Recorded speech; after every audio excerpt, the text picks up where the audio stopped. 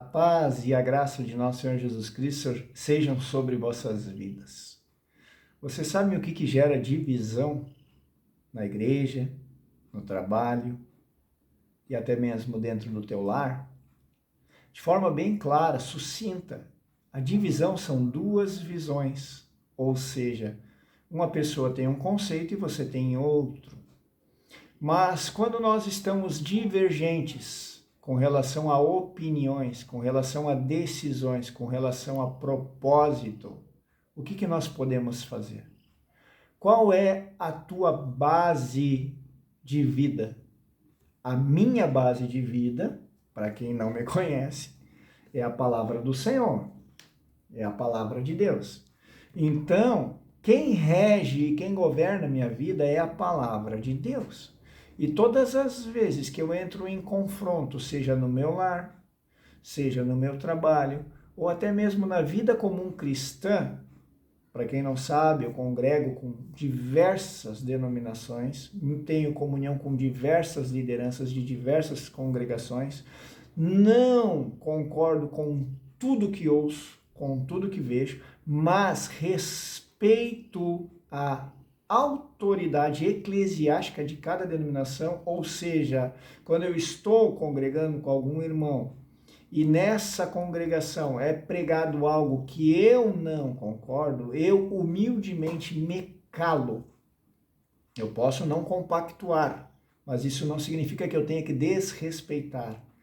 Porque quem dá o crescimento é o Senhor. Um planta, o outro rega. Eu não tenho capacidade de convencer ninguém. Agora, aonde o evangelho é pregado pelo meu ministério, aonde eu tenho a responsabilidade de apacentar ou de ensinar, ali fermento não entra.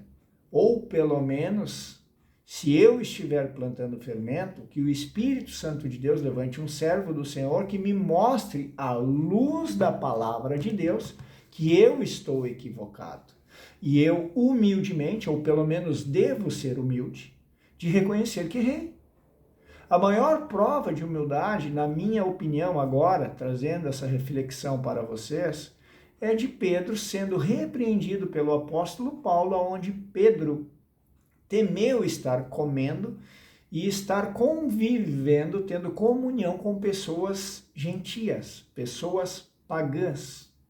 Aqueles que eram da circuncisão, ou seja, os judeus tradicionais, os judeus que observavam a lei de Moisés e que tinham todos os costumes religiosos que a doutrina deles ensinava, eles viram o apóstolo Pedro, o homem que andou com Jesus, o homem que fez milagres, que caminhou sobre as águas, viram aquele homem se misturando com pessoas que eram ruins, pecadoras, pessoas totalmente erradas, tendo um padrão de vida imoral.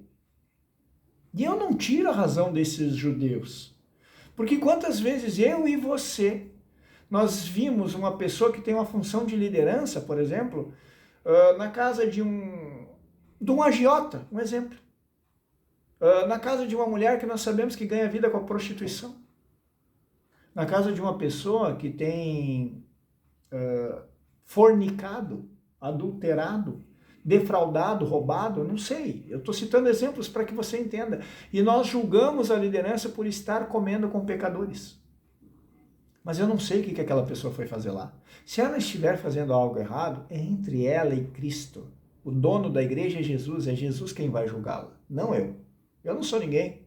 Eu sou um pecador. Como é que eu vou julgar os outros? Agora, eu não sou obrigado a estar lá também, salvo se o Espírito Santo de Deus me levar até lá, ou me mandar ir até lá, o que já aconteceu. Um exemplo bem claro e prático, na época que eu congregava na cidade de Cachoeiro do Sul, todas as vezes que eu saía do culto, seja às quartas-feiras ou ao domingo à noite, eu conversava com uma pessoa que era um transexual, e eu falava da palavra com essa pessoa, e essa pessoa era um transexual que se prostituía numa quadra, numa esquina. E era um local público onde muitos irmãos da igreja me viam lá. E o que vocês acham que os irmãos pensavam a meu respeito? É evidente. Cada um vê, né, conforme a lâmpada de seus olhos. Se teus olhos forem bons, se teus olhos forem maus. Amém? Agora, eu nunca vou me esquecer o que esse transexual falou para mim. Ele disse para mim o seguinte: Francis, eu até gostaria de ir conhecer essa congregação que tu frequenta, porque eu acho tremenda a forma como tu conversa comigo, a forma como tu me apresenta esse Jesus maravilhoso que tu diz. Eu vivi em um lar cristão, olha o que o transexual me falou, eu vivi em um lar cristão, mas eu não via esse Jesus que tu me prega, eu via um Jesus totalmente diferente pela atitude daqueles que me geraram. E isso me fez pegar ranço de crente. Mas, se eu fosse na tua congregação, eu sou transexual, ou melhor, como as palavras dessa pessoa, eu sou boneca de noite e sou boneca de dia. Se eu for na tua congregação, eu vou ir montada. E você acha que se eu entrar com as roupas que eu uso, com a maquiagem que eu uso, com a peruca que eu uso, na congregação que tu frequenta, tu acha que eu vou ser bem recebido ou mal recebido? E quando essa pessoa falou isso para mim, eu chorei. Eu me calei. E eu vou ser bem sincero para vocês, eu não falei mais de Jesus para essa pessoa. Não falei mais. E agora eu pergunto para você. Como é que você está olhando as pessoas? Como almas que precisam de salvação? Ou você julga as pessoas como se você fosse santo e o resto é tudo lixo? Quantos de vocês que estão assistindo esse vídeo agora têm cuspido na cara dos filhos de Deus, das almas que Jesus Cristo veio e morreu naquela cruz para salvar, porque você faz acepção de pessoas, porque você é um religioso hipócrita, que na congregação é santo, é maravilhoso, é paz do Senhor, é xarambacã, é andariandaraçuba, e Deus falou, e Deus mandou te dar tua bênção. Agora em casa tá fazendo fofoca, falando mal do vizinho, falando mal dos outros, falando mal daqueles que Jesus morreu naquela cruz para salvar. E aí você acha que essas pessoas vão pisar na congregação que você diz que é a porta para o céu? Pensa aí. Eu acho que já passou da hora de nós parar de querer ser algo que a gente não é e começar a nos colocar no nosso devido lugar. E eu falo primeiramente olhando para dentro do meu coração, eu não sou ninguém, eu sou pecador. Uma vez um colega de trabalho falou para mim o seguinte: como é que tu pode fazer as brincadeiras que tu faz, ou até às vezes deixar escapar uma piadinha, uma brincadeirinha, sendo que tu é crente? Não é errado? Tu não deveria ser um exemplo? E eu respondi para ele com amor no coração, eu disse: eu não vou na igreja porque eu sou santo. Eu vou na igreja porque eu sei o lixo que eu sou. E se não fosse por Jesus Cristo, eu ia ser muito pior do que eu sou. E quando eu falei isso, ele olhou para mim com outros olhos e entendeu o que eu quis dizer. E nós temos uma comunhão maravilhosa no trabalho. Pelo menos da minha parte é maravilhosa. Agora eu pergunto para você: você já entendeu que se há divisão na igreja é por culpa sua e por culpa minha, porque nós queremos ter a razão e não deixamos Jesus Cristo ter a razão? Porque a nossa base de fé é o eu acho ou o eu creio e não o que Deus mandou? Porque ou a igreja pertence a Jesus Cristo ou pertence a mim. E se ela pertence a mim, a igreja não é de Jesus, é minha. E eu mando e desmando na igreja. E eu decido quem pode pregar, quem não pode pregar, quem pode congregar, quem não pode congregar. É eu que determino, não é Jesus. Isso é uma oligarquia. Isso é uma ditadura. Em épocas tão polarizadas, quem somos nós para sermos ditadores na placa denominacional onde a gente congrega? Jesus disse: na cadeira de Moisés se assentaram os escribas e os fariseus. O que significa isso? Que líderes religiosos se colocaram numa condição de que eles são o Salvador, o libertador, o grande profeta de Deus que vai libertar o povo da escravidão. Eles gostam dos elogios, dos aplausos, de sentarem nos melhores lugares, de serem chamados para podcasts, para grandes reuniões e imersões, onde tem milhares de pessoas para aplaudi-los, chorando e glorificando esse grande homem de Deus. Mas agora, desses que ouvem a palavra que sai dos teus lábios, quantos verdadeiramente têm uma vida transformada? Aonde essas pessoas se tornam ramos frutíferos, cheios de amor, de humildade, de mansidão, de fé, de bondade. Porque aglomerado de gente não é unidade. Igreja lotada não é exemplo de santidade. E como a palavra do apóstolo Paulo tem se tornado tão verdadeira nos dias atuais. Amontoarão para si mestres conforme sentem comichão nos ouvidos. Se recusarão a dar ouvidos à verdade que transforma e liberta. E se sujeitarão novamente a fábulas. Deus vai te dar a tua vitória. Deus te ama do jeito que você é.